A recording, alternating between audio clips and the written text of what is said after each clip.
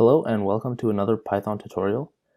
Today I just wanted to cover the basics of web scraping. And web scraping is basically just when you visit a web page and try and get information, basically things like text or links or images off that web page using a program rather than having to do it manually yourself.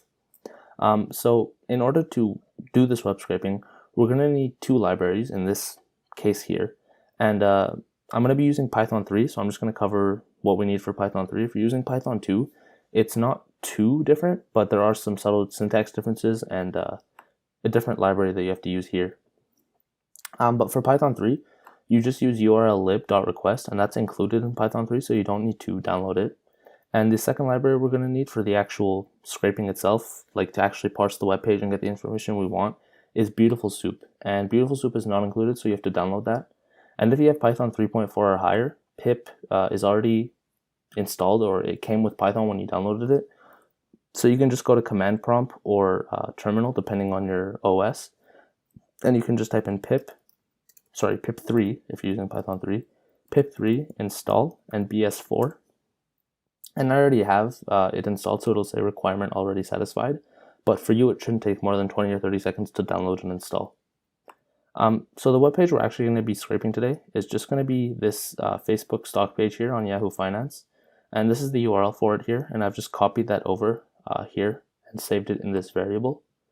And so yeah, I've just specified which page we want to scrape by saving that in this URL variable here.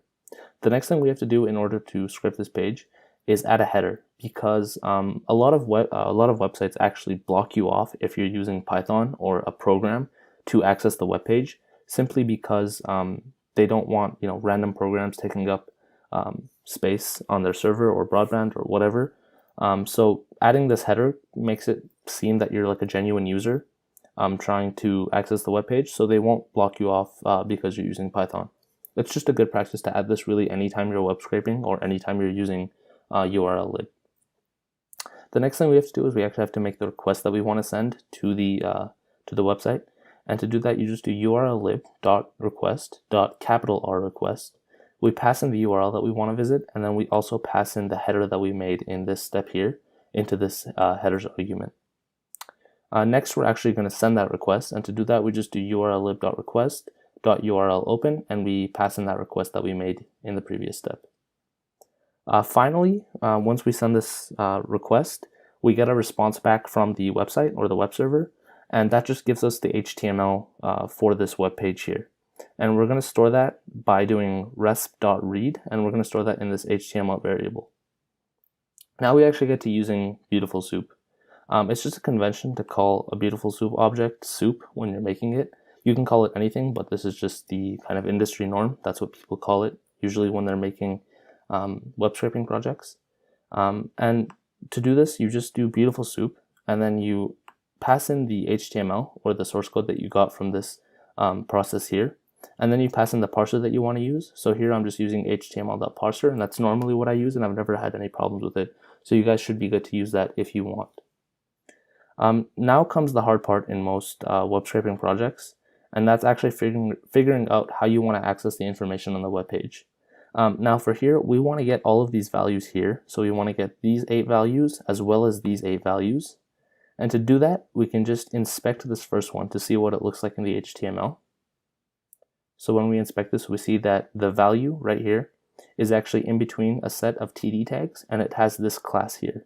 So let's check the next one to see if it looks similar. And we see that the next one is also encapsulated in this set of TD tags, and it looks like it has the same class as the one above it.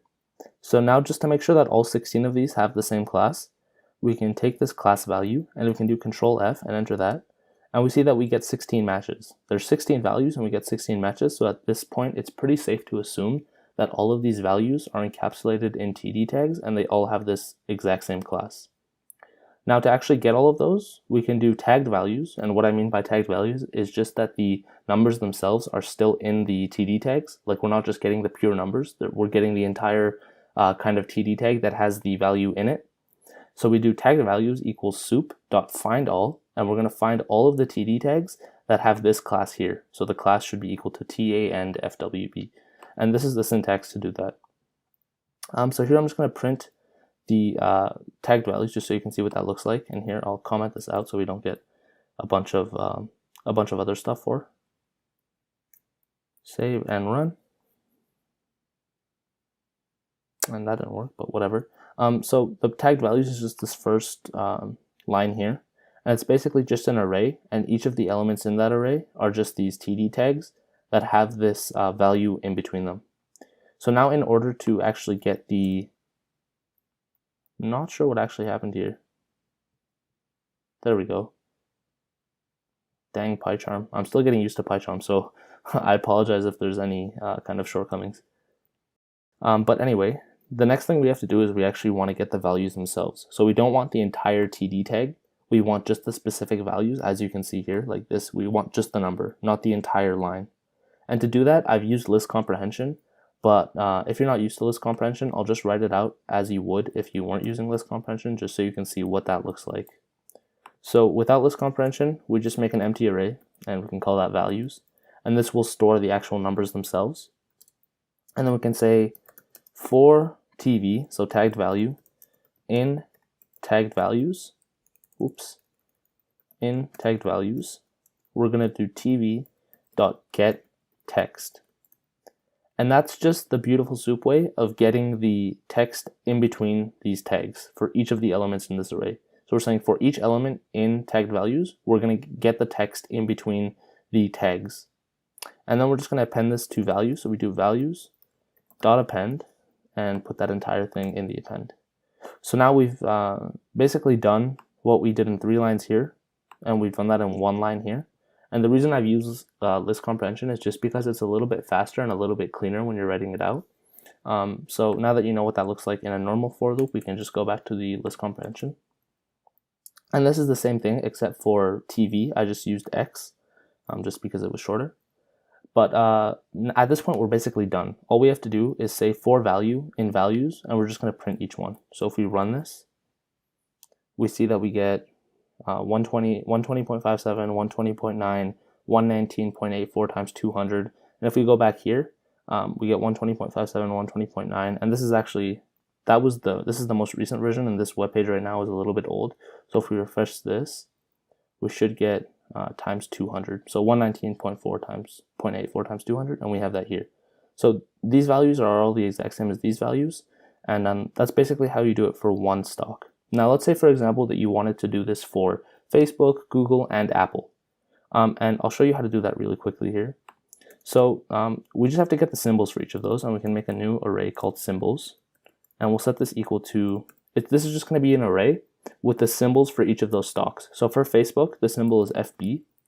For Google, the symbol is Goog. And for Apple, the symbol is AAPL. And now, how do we go about getting all the information for these 3?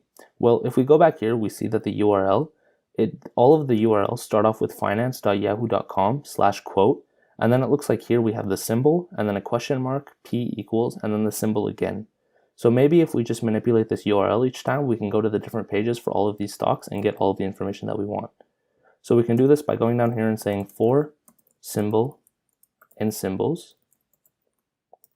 And then we're just going to indent all of this. And we're just going to indent that. And then now we're just going to manipulate the URL so that every time it runs through this, we're going to a different page. So we say, here we do that's the first part of the URL. That's the same for every single page. And then we do plus symbol, and then plus, let's just go back here. After the symbol, we have question mark, P equals. So question mark, P equals, and then the symbol one more time. So after the question mark, P equals, we have the symbol one more time. And we're going to add that in here. Now, if we run through this, we should get 48 values because 16 times 3, so 3 different pages and 16 values for each page. And let's just see if this works. So we're going to run that. And there's the first set, the second set, and the third set. So as you can see here, we have 16 values 3 times. And we've also printed the tagged values, but if we take that out, it'll stop printing this first one. So I can just run that one more time just so you can see. The first set, second set, and the third set. There it is. If you have any questions or concerns, feel free to leave a comment. If you enjoyed the video, please leave a like. And if you want to see more Python tutorials, subscribe because I will probably be putting out a few more in the coming days. Thanks for watching.